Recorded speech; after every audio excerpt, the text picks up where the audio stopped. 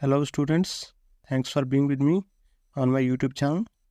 आज हमारा part fifth है प्रोबेबिलिटी का, और इस पार्ट फिफ्थ में हम टाइप फिफ्थ के 5 क्वेश्चन सॉल्व करेंगे। और इसके जो बाकी टाइप्स है वो हमने इससे पहले वाले वीडियोस में डिस्कस किए हैं, उन्हें सॉल्व भी किया है, तो आप प्लेलिस्ट में जाके वहाँ से देख सकते हैं। अगर आपको किसी भी पार्ट में कोई भी डिफ़िकल्टीज़ हो तो आप वहाँ से क्लियर कर सकते हो। और एक बात बता दूँ, हमारे इस चैनल पे और भी वीडियो अवेलेबल है दूसरे टॉपिक्स के रिलेटेड, जैसे रीजनिंग, जनरल साइंस के MCQs, English grammar practice set और भी बाकी वीडियोस। आप हमारे प्लेलिस्ट में जाके खुद ही चेक करिए, हो सकता है वो आपके लिए यूज़फुल हो। ओके, तो चलिए चलते हैं क्वेश्चन नंबर 1 पे।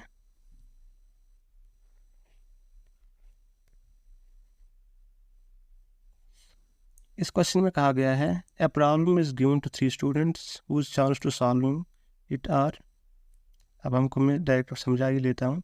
एक प्रॉब्लम दी गई है 3 स्टूडेंट्स को, और उस प्रॉब्लम सॉल्व होने की चांसेस है तीनों में से जो पहला बच्चा है वो 1/2 उसके पास चांसेस है सॉल्व करने की, और जो दूसरा है उसके पास है 1/3, और जो थर्ड स्टूडेंट है उसके पास है 1/4 चांस इस प्रॉब्लम को सॉल्व करने की। Then what is the probability that the problem will be solved. तो क्या प्रोबेबिलिटी है जो प्रॉब्लम है वो सॉल्व हो जाएगी। समझ आइए क्वेश्चन क्या है। चलिए अब करते हैं इसे सॉल्व। फिर से एक बार मैं आपको समझा दूँ। एक प्रॉब्लम है, वो 3 स्टूडेंट्स को दी गई सेपरेटली, और उन्हें बता दिया गया है कि इन्हें सॉल्व करें। जो पहला स्टूडेंट है वो सॉल्व करेगा, इसकी चांसेस है 1/2, जो दूसरा है उसकी चांसेस है 1/3, और जो थर्ड है उसकी प्रॉब्लम सॉल्व करने की चांसेस है 1/4। ओके, सो टोटली बताना है हमें कि क्या प्रोबेबिलिटी है कि प्रॉब्लम सॉल्व हो जाएगी। ओके, चलिए करते हैं क्वेश्चन को सॉल्व। जो पहला स्टूडेंट है, फॉर एग्जाम्पल से लेते हैं A, B एंड C। जो पहला स्टूडेंट है उसके सॉल्व करने की चांस है 1/2, और जो दूसरा 1/3, और जो थर्ड है 1/4। ये है सॉल्व करने की चांसेस। अब हमें क्या बताना है कि ये प्रॉब्लम सॉल्व नहीं होगी, हमें वो बताना है। मतलब कि जो A है उसके कितने चांस है कि वो प्रॉब्लम को सॉल्व नहीं कर सकता है, और जो B है उसके कितने चांस कि वो प्रॉब्लम को सॉल्व नहीं कर सकता है, और जो फोर्थ है उसके कितने चांसेस है कि वो प्रॉब्लम को सॉल्व नहीं कर सकता है। तो वो हम लिखेंगे नीचे।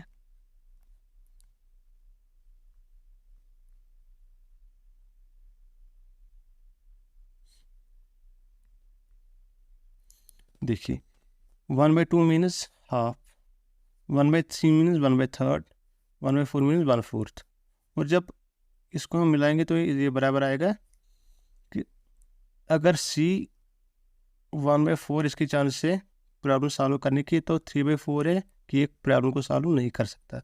और अगर B 1/3 चांस है प्रॉब्लम सॉल्व करने का, तो 2/3 है कि ये प्रॉब्लम सॉल्व नहीं कर सकता है, सेम एज 1।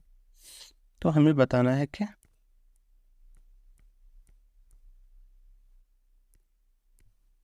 हमें बताना है कि कितने चांसेस है प्रॉब्लम सॉल्व करने के। तो इसके लिए हमें क्या ढूंढना पड़ेगा कि कितने चांस है प्रॉब्लम को सॉल्व ना होने के। ओके, वो हमने यहाँ पे निकाल दिए हैं। अब हमें इनको आपस में मल्टीपल करना है।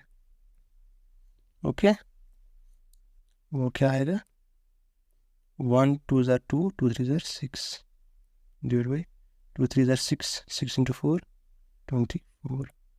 ये है टोटल प्रॉब्लम ना सॉल्व होने की चांसेस।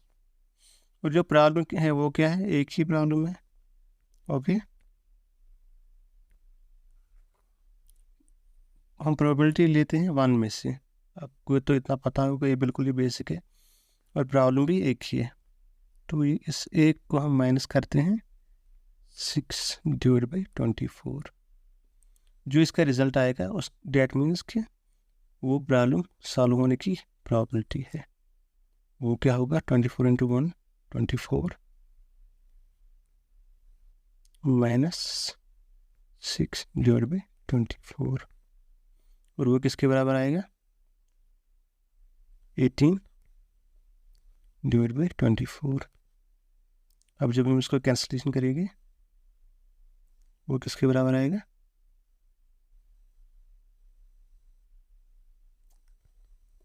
18 1 ज़ार 18, 9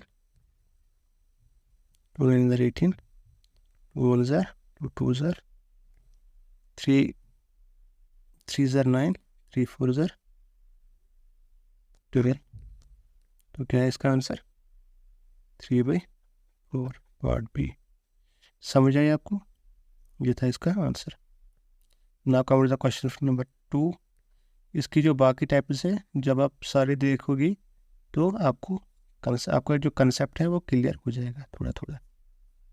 इसमें बताया गया है एक मैन और उसकी वाइफ एक इंटरव्यू में 2 वैकेंसीज है वहाँ पे, और वो वहाँ पे सेम पोस्ट के लिए अप्लाई किया है उन्होंने। The probability husband selection is, और जो हस्बैंड है उसकी सिलेक्शन की प्रोबेबिलिटी कितनी है? 1/7, और जो वाइफ है उसकी प्रोबेबिलिटी कितनी है सिलेक्शन होने की? 1/5।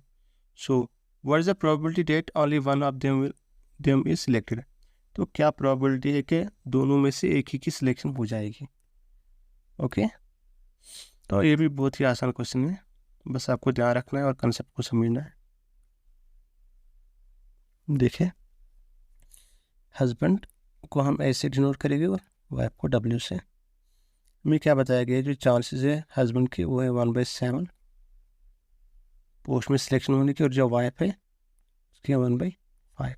ओके, अब जो हस्बैंड है उसके कितने चांस है कि वो सिलेक्ट नहीं होगा? उसके हैं 6/7 चांसेस, और जो वाइफ है उसके कितने हैं? 4/5 कि वो सिलेक्ट नहीं होगी। अब हमें क्या करना है?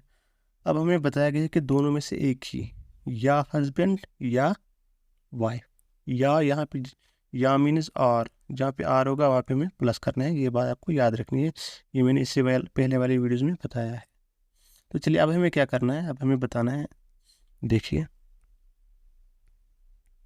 या अगर हस्बैंड की सिलेक्शन हुई तो वाइफ की सिलेक्शन नहीं होगी। ओके, समझ आई बात?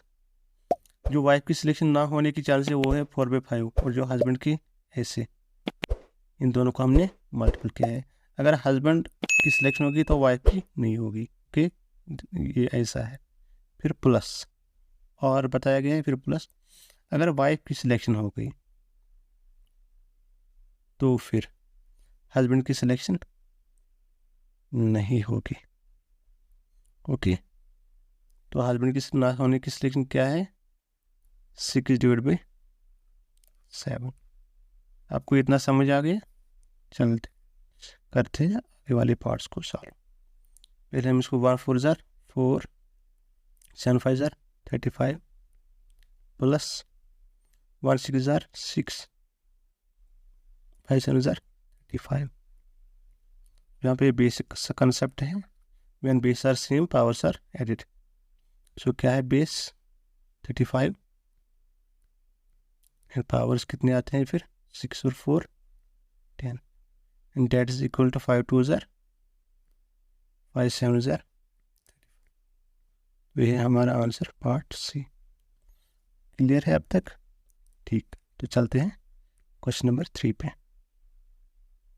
कोई भी मसला हो, कोई भी क्वेरी हो तो आप बिल्कुल बेझिझक बता सकते हैं, विदाउट एनी हेजिटेशन। ठीक है, क्योंकि कमेंट का जो कमेंट बॉक्स है वो आप ही के लिए खुला छोड़ा है हमने। अब चलते हैं क्वेश्चन नंबर 3 पे। ओके, इसमें क्या बताया गया है? ABC appears for an interview for 2 vacancies in the same post। बिल्कुल पहली हेडिंग सेम जो पिछले वाला क्वेश्चन था उसी की तरह है। इसमें खाली डेटा डिफरेंट दिया गया है। ए और बी कोई है, वो एक इंटरव्यू में अपेयर हो रहे हैं 2 वैकेंसी के लिए, और पोस्ट सेम है। The probability of a selection is, A की सिलेक्शन होने की प्रोबेबिलिटी क्या है? 1/6, और बी की 1/4। Find the probability that both of them are selected. तो क्या प्रोबेबिलिटी है कि जो दोनों है वो सिलेक्ट हो जाएंगे? ओके, इससे पहले क्या था? एक ही सिलेक्ट होगा, इसमें क्या है? दोनों सिलेक्ट होंगे। Okay, that means A and B both are selected. Question को समझना है बस, फिर सॉल्व करने का कोई मसला नहीं बनता है। बिल्कुल आसान क्वेश्चन है। क्या चांसेस है ए के? 1/6। और क्या चांसेस है बी के? 1/4। हमें बताना कि दोनों सिलेक्ट होंगे, इसके चांसेस क्या है। समझ आई मेरी बात? तो इनको करते हैं multiple. Multiple means and what is the probability of both of them? Both of them who? A and B. And means multiplication. 1 into 1 1 divide by 6 4 24। तो क्या है इसका आंसर? 1 divide by 24। देखिए कितना आसान है, बस कंसेप्ट को समझना है, बाकी क्वेश्चन कुछ भी नहीं है। अब आते हैं क्वेश्चन नंबर 4 पे। इसमें कहा गया है सूरज और रानी अपियर हो रहे हैं एक इंटरव्यू में, वहाँ पे एक ही वैकेंसी है और सेम पोस्ट के लिए। तो जो प्रोबेबिलिटी है सिलेक्शन होने की वो सूरज की है 1/3 और रानी की है 1/5। तो find the probability that none of them are selected. हमें क्या बताना है कि क्या प्रोबेबिलिटी है कि दोनों में से किसी की भी सिलेक्शन नहीं होगी। ओके, तो चलिए ये भी करते हैं, सॉल्व करते भी इसका काम भी तमाम। सूरज एंड रानी, क्या प्रोबेबिलिटी इनकी सिलेक्शन की? 1/3 एंड 1/5। और क्या प्रोबेबिलिटी मतलब क्या प्रोबेबिलिटी है इन दोनों की अलग अलग करके सिलेक्शन ना होने की। फिर हमें बताना है कुल मिला के इनकी प्रोबेबिलिटी क्या है कि दोनों में से किसी की सिलेक्शन नहीं होगी। इसकी है 2/3 और इसकी है 4/5। देखिए क्वेश्चन का सेंस क्या बनता है, find the probability that none of them are selected. ना सूरज होगा और न रानी। और आया है तो इसका मतलब एंड मीन्स मल्टीप्लिकेशन। 3 4 8 5 3 15। तो ये इनकी चांस है कि इनमें से किसी को भी सिलेक्ट नहीं किया जाएगा। अब करते हैं पोस्टमार्टम क्वेश्चन नंबर 5 का। इसमें क्या कहा गया है, एक प्रॉब्लम है और ये 3 स्टूडेंट्स को दी गई है इंडिपेंडेंटली। उनकी चांसेस है कुछ प्रॉब्लम सॉल्व होने की 1/3 1/4 1/5। ओके, ए बी एंड सी। एक की कितनी चांस है प्रॉब्लम सॉल्व करने की? 1/3 1/4 एंड 1/5। और क्वेश्चन में क्या बताया गया है, find the probability that the problem is not solved. तो हमें बताना है कि प्रॉब्लम सॉल्व नहीं की गई है, उसकी प्रोबेबिलिटी क्या है। अगर ये प्रोबेबिलिटी है प्रॉब्लम सॉल्व होने की, तो प्रॉब्लम ना सॉल्व होने की क्या होगी? 2/3 इंटू 3/4 इंटू 4/5। अब इनको करते हैं आपस में multiple. 2 3 6 and 6 4 24 divide by 5 4 20 23 60 24 divide by 60। अब करते हैं इसको दोनों को कैंसिलेशन। 12 30 6 15। 6/15 इसका आंसर है। ऑप्शन इसमें नहीं दिया गया है बट इसका आंसर 6/15 है। तो ये था हमारा आज का वीडियो। चलिए मिलते हैं दूसरे टॉपिक में, तब तक के लिए बाय।